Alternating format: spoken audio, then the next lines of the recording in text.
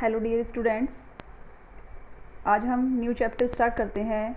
इससे पहले चैप्टर में हमने joint family and nuclear families के बारे में पढ़ा था, उनके रीज़न के बारे में पढ़ा था कि क्या कारण होते हैं उनके अलग होने के, ठीक है। और आपके जो जेनेटिकली मतलब आपके जो आनुवंशिक जो गुण होते हैं उनके बारे में हमने जाना था। आज हम नेक्स्ट चैप्टर में आपके क्या है जो वर्ड मीनिंग्स हैं उन्हें हम एक बार देखेंगे और आपको उन्हें क्या करना है, लर्न भी करना है और राइट भी करना है। अब नेक्स्ट चैप्टर हमारा क्या है, मूवमेंट ऑफ फैमिलीज़, यानी कि मूवमेंट ऑफ फैमिलीज़, परिवार की गतिविधियाँ, यानी कि परिवार जो होते हैं उनमें क्या क्या, जो परिवार होते हैं उनमें क्या क्या गतिविधियाँ होती हैं, यानी कि जैसे कि टाइम के अकॉर्डिंग उनमें क्या क्या बदलाव आते हैं, क्या क्या उन्हें विपत्तियों का सामना करना पड़ता है, कहाँ मतलब जाना पड़ता है, एक स्थान से दूसरे स्थान पर माइग्रेट कर जाते हैं, उनके कारण बताएंगे। तो अब हम इसके वर्ड मीनिंग्स जो हैं वो स्टार्ट करते हैं। जो फर्स्ट जो है वो फर्स्ट वर्ड मीनिंग जो है आपका वो क्या है, मूवमेंट यानी कि गतिविधि। सेवरल यानी कि कुछ, मतलब कुछ मतलब कि थोड़ा, जैसे कि हम कुछ ऐसा कोई काम करेंगे इसके लिए कहते हैं ना कुछ करो, इस तरीके से। एग्रीकल्चर, कृषि यानी कि खेती, जैसे खेती का जो काम होता है, खेत का जो काम करते हैं उसे हम क्या बोलते हैं, एग्रीकल्चर। स्टारवेशन, भूखमरी, यानी कि भूखमरी क्या होता है, जब अकाल पड़ जाता है एक तरीके से, मतलब अनाज पैदा नहीं होता और खाने का कोई सामान नहीं मिलता, तो उसे क्या बोलते हैं, भूखमरी। नेक्स्ट है हमारा क्या है, फेमिन। फेमिन मीन्स होता है अकाल, यानी कि सूखा पड़ना, यानी कि ये तो बिल्कुल ही बारिश ना होना, पानी की कमी हो जाना, वो क्या होता है आपका अकाल पड़ना। कंटिन्यूसली यानी कि लगातार, लगातार किसी चीज़ का मतलब कि कंटिन्यूसली होता है हमारा क्या, लगातार।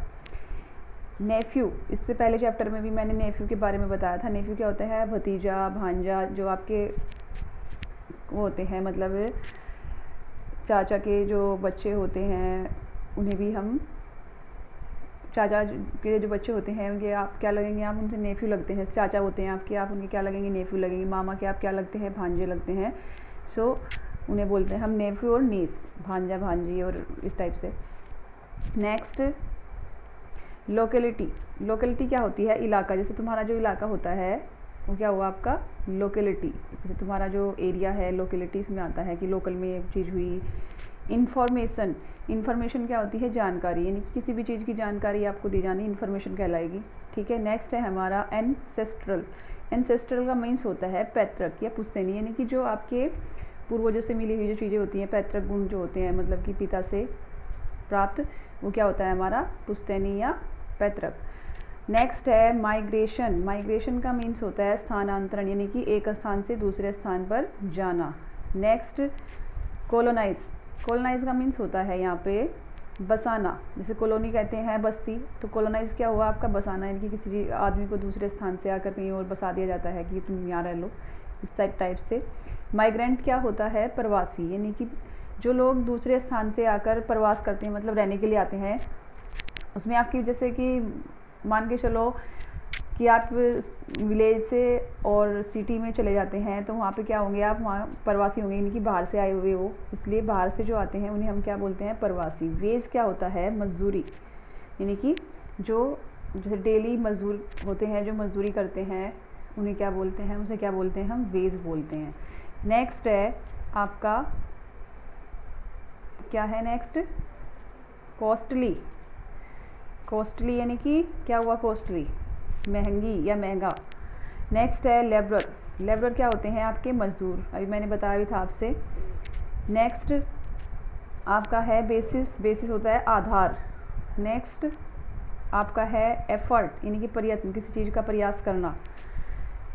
उसके बाद है आपका नेटिव। नेटिव होता है निवासी, यानी कि जैसे आप कहीं के निवासी हैं तो आपकी नेटिव बोला जाएगा। जैसे आप हिंडोन के हैं तो आपको हिंडोन निवासी बोलते हैं, तो आपकी नेटिव लैंग्वेज भी होगी, नेटिव बोला जाता है उसको। एजुकेशनल, शैक्षिक, यानी कि आपकी जो शिक्षा से संबंधित होता है उसे हम एजुकेशनल बोलते हैं।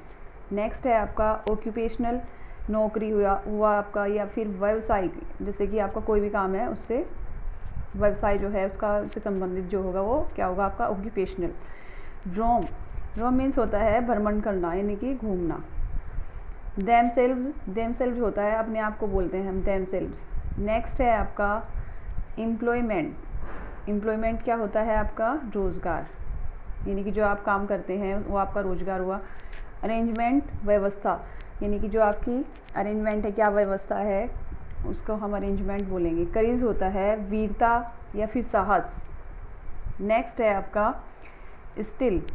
स्टिल मीन्स होता है तो भी, जैसे कि हम कि स्टिल टुडे की, आज तो भी उसने आज ऐसा काम किया, इस तरीके से हम उसके लिए क्या यूज़ करते हैं? स्टिल यूज़ करते हैं।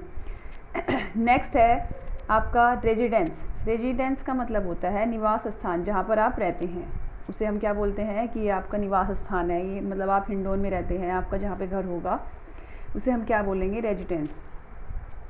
फ्रिक्वेंटली। फ्रिक्वेंटली मीन्स होता है अक्सर, जैसे प्राय या अक्सर, कि अक्सर ऐसा हो जाता है, जैसे हम कि किसी चीज़ के बारे में सोचते हैं अगले की, अक्सर ऐसा हो जाएगा। नेक्स्ट है हमारा एक एक्स्ट्रा ऑर्डिनरी, यानी कि एक्स्ट्रा ऑर्डिनरी मतलब तो असाधारण भी हो सकता है, उल्लेखनीय, जैसे कि किसी जिस चीज़ का उल्लेख कर सकते हैं, या फिर असाधारण मतलब कि जो साधारण ना होकर नॉर्मल नहीं होता है, असाधारण उसे बोलते हैं। आर्किटेक्चर जो होता है वो हमारा क्या होता है? वास्तुशास्त्र। कंस्ट्रक्शन, बनाना या फिर निर्माण करना, किसी चीज़ का बनाना या फिर निर्माण करना। नेक्स्ट है आपका रेंज।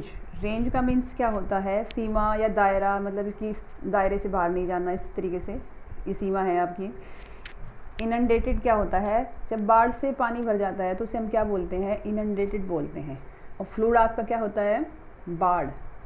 और प्रोन आपका है संभावित, यानी कि संभावित का मतलब कि हम उसकी संभावना कर सकते हैं कि ऐसा हो सकता है, वो संभावित हुआ। नेक्स्ट है लग्जरी। लग्जरी मीन्स होता है सुख, यानी कि आपके जो आराम है उसे क्या बोलेंगे हम? लग्जरी। नेक्स्ट है आपका रिहेबिलिटेशन। रिहेबिलिटेशन क्या होता है? पुनर्वास, यानी कि जैसे आप किसी स्थान पर रहते हैं और दोबारा वहीं पर जाकर रहने लगेंगे तो उसे क्या बोलेंगे? पुनर्वास। Okay students, thanks. कल हम इस चैप्टर को क्या करेंगे? रीडिंग करेंगे। ओके, आपको ये क्या करना है? इस चैप्टर के जो वर्ड मीनिंग है वो लर्न करने हैं और राइट करने हैं। Okay student, thanks.